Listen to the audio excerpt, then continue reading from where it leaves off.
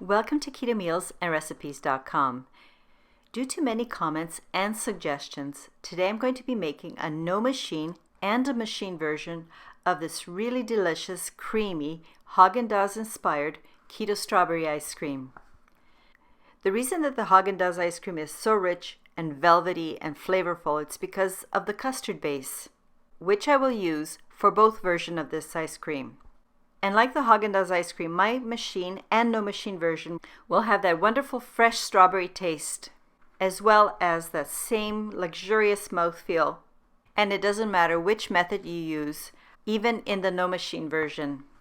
So please watch as I show you how easy it is to make either of these two versions. Also, please watch the entire video for extra tips and hints. And do check out the end links where I will provide links to some other ice cream flavors if you like my version of a custard-based keto strawberry ice cream. Now, the macro ratio for this keto strawberry ice cream is 6.4 to 1, with 5.9 grams of total carbs, 1 gram of dietary fiber, resulting in 4.9 grams of net carbs per serving. Let's begin and make the custard. First, pour the almond milk to a saucepan and heat this almond milk on medium-low heat until it starts a light simmer. By a light simmer, I mean you can see the formation of little bubbles on the inside edge of the pan. And while your almond milk is heating, you should separate your eggs. And since you'll only be using the egg yolks, save the whites in an airtight container and then either refrigerate or freeze the egg whites for another recipe. To the medium bowl that has the egg yolks, add your sweetener, which you have ground to a confectioner powder. Add your sunflower lecithin and the salt, which is also ground to a very fine powder. And then whip all of this together until your yolks are a pale yellow. And then set your egg yolks aside until your almond milk has simmered and is at the right temperature so that you can temper the egg yolks properly. To temper your egg yolk mixture, slowly pour a little of the warm almond milk into the egg yolk mixture as you continue blending. And in this way, continue adding more warm almond milk, a little at a time, until all of the warm almond milk has been added to your egg mixture.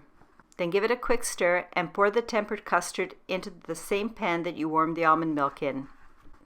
And put the pot back onto your stovetop element, which is set to medium-low heat. And while you're warming up the custard, stay by the stove and stir continuously until your custard mix comes to 80 degrees Celsius or 170 degrees Fahrenheit, depending on your stovetop, of course, but it took mine about 7 or just under 8 minutes actually. If you don't have a cooking thermometer, which by the way, you can get a really cheap one for about $5 to $8, you don't need an expensive one. And you want to test if your custard is thick enough, just dip your spoon into the custard mix, then swipe your finger on the back of the spoon.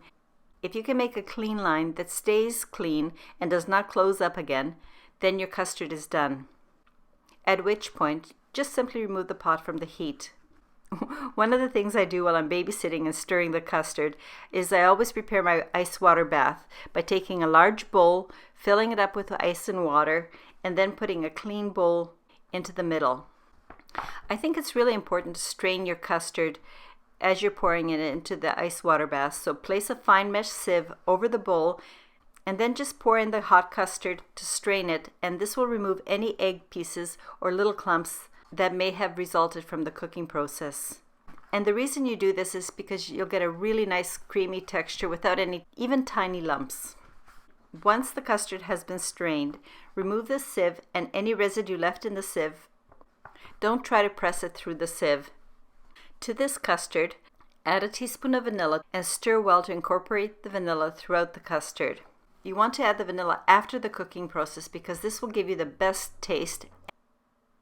Now that your custard has been strained and is in the bowl with the ice water bath, all you have to do is come back from time to time and give it a good whisk. Keep chilling the custard until it feels cool to your finger, but make sure that you have ice in the ice water bath.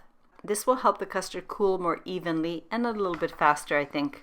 If not, dump out some of the water and add some more ice cubes. When the custard is cool enough, either using the ice water bath method or from my refrigerator. I next combine the heavy cream and the 1 teaspoon of vanilla, which I whip up to a stiff stage and then set that aside for a moment. I also take this time to make the strawberry ice cream flavor. All you have to do is take fresh or frozen strawberries, I'm using frozen in this case, take a bullet or your blender and puree them as much as you can. There's no cooking required for this puree. You'll be amazed how much fresher of a strawberry taste will come through in this ice cream by doing just the puree. And it's a lot easier than having to make a fruit sauce before starting the ice cream. I've checked on my custard and it's properly chilled. Now it's time to pour the custard into the whipped cream or the cream into the custard and gently fold to combine. At this point, you also pour the pureed strawberries into the custard mix and fold to combine.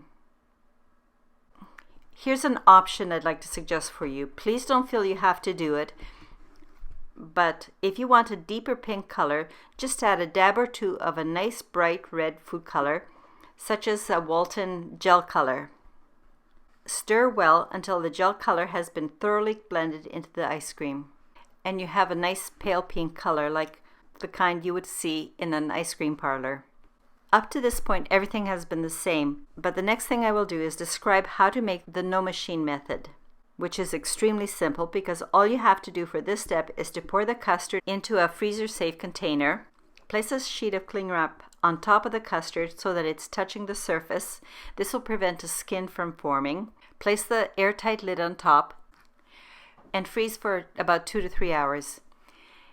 For this ice cream, because it's a custard based, I strongly recommend that you do the next step. After the ice cream has been in the freezer for 2 or 3 hours, it's starting to crystallize and form a solid. Take it out of the freezer and then whip your ice cream either with a hand blender or put it into a blender and blend for about 1 to 2 minutes, making sure that all the crystals have been broken up. Then pour the custard mixture back into the container, recover with the cling wrap and the lid, and place back into the freezer for another 1 to 2 hours, and then puree a second time. By pureeing a second time, you will achieve that really nice velvety texture that you would if you were doing it via machine. After you've pureed the second time, just leave it in the freezer until it's the consistency that you like it, about an additional 4 hours or overnight. Now for the machine method. As I mentioned, up to the custard base, it's the same thing. Now, if you're using a machine, please make sure that you have read and follow your manufacturer's suggestions. This is important to ensure that the ice cream tub is well chilled and that your ice cream will turn out with the smallest crystals possible. If you're wondering what machine I'm using, I will provide the link to my Breville ice cream maker in the description below. As well, I will provide suggestions for 2 highly rated but quite inexpensive ice cream makers as alternatives. If you really like ice cream, I would strongly suggest that you invest in a $50 to $70 machine. It will save you a lot of time and you will be very pleased with the texture of the ice cream that it makes. Although I make both machine and no machine versions of ice cream, I do find that using an ice cream maker actually saves me a lot of time and effort. But whichever way you choose to do it, it's up to you. Okay, my ice cream tub has been chilled. The next thing is to turn on your ice cream blade before you start pouring the custard into your machine. One more tip that I'd like to share. To make it easier to pour the custard into the small tub, I always transfer my custard from the bowl into a large measuring cup with a spout. This makes pouring the custard into the tub much easier with a lot less mess. Depending on the kind of machine that you have, some machines have a setting for degree of hardness. Always set it to maximum and let the machine do its thing until the ice cream is done.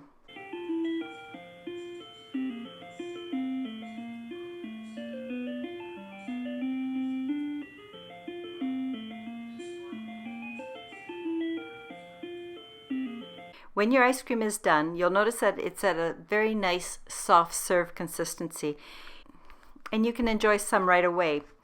Or to make it the hardest scoop ice cream, just transfer the ice cream into a freezer-safe container, cover with cling wrap, seal with your airtight lid or a second tight layer of cling wrap, and place in the freezer for 4 hours or overnight.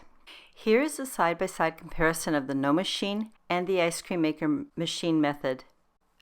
First, the No Machine strawberry ice cream looks and smells the same as the machine version. Of course they would. Both versions appear to have about the same texture and crystal size. In my opinion, the reason that the No Machine method is also nice and creamy, that is because I twice pureed the No Machine ice cream as it was freezing. While I was making the No Machine ice cream, I also noticed that even after the first puree and the second freeze, the ice cream still had a very coarse texture. So I pureed it the second time, and after the second time the ice cream was nice and smooth, just like the one I made with my machine. Now, the machine version, well, what can I say? It had an amazing texture and a smooth mouthfeel as soon as it was done. That's why I highly recommend, if you like ice cream, do buy a machine. It's much less work and you'll get a great result and much faster. With the machine, the churning of the blades breaks up the crystals as the ice cream is chilling, and this is what creates the smoothness. And why you absolutely have to blend or puree the second time with the No Machine method. Now, my husband and I did a side-by-side comparison of both of these ice creams, and we both concluded that both of these versions had a very velvety and creamy texture and mouthfeel. So if you really like ice cream and plan to make it more than a couple times a year, I strongly recommend you get one of the inexpensive machines that are still rated really well, because it'll save you a lot of time and effort.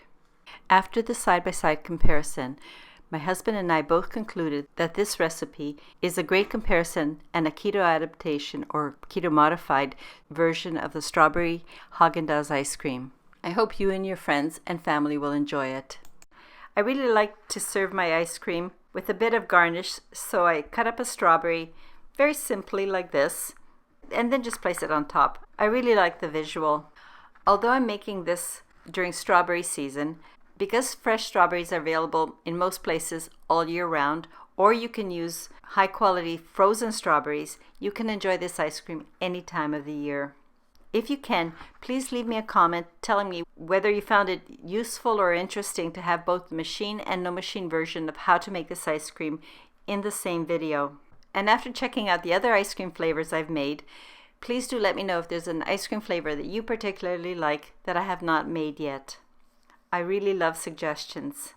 To everyone, thank you very much for watching my video, and please share this link with someone that is also craving a sugar-free keto strawberry ice cream or any of the other flavors. I really appreciate all of you who have shared my channel, because word of mouth is the best way to help my channel grow. If you're new to my channel, the link for the printable keto strawberry ice cream with all the ingredients and measurements is provided in the description below. And until next time, have a wonderful day. Cheers!